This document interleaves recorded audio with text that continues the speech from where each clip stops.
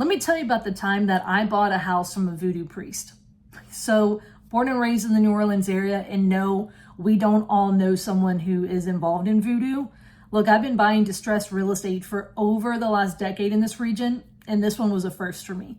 So it all started when a real estate agent was sent my way, and she said, I'm told you're who I need to call when something is crazy or messed up, or maybe no one else is interested. I said, sure thing, what you got going on? And she said, well, I have a house that has a lot of religious relic. That's not something that people use, a term that people use a lot when they're describing real estate.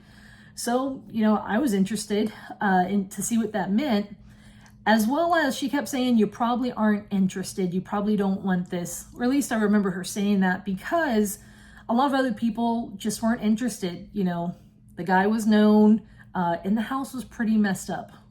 The sad story is that he ultimately died in the house. He was living alone. He was in bad health as he got older. And because of that, he wasn't actually letting his pets out to go to the bathroom. So when I went to see the house for the first time, there was let's just say a layer of feces throughout the house. Super sad story. He ultimately died in the house, which added to, I guess, some of the creepy parts to it.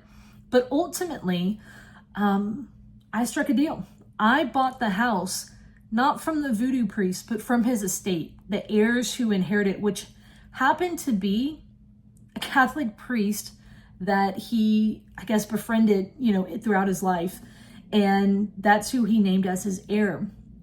So, funny story, I actually bought this property on creative financing, meaning I make monthly payments to that priest.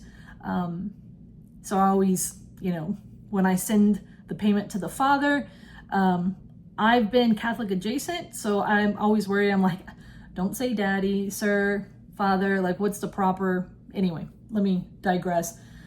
It was interesting. We bought it. We had to clean it up. We got all of his stuff with the house, and obviously the dog feces, the nasty part.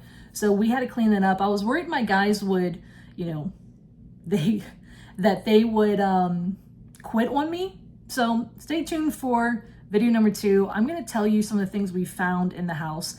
And by we, I mean my team, because I wasn't available to be a heavy part of that clean out. And it was actually pretty interesting.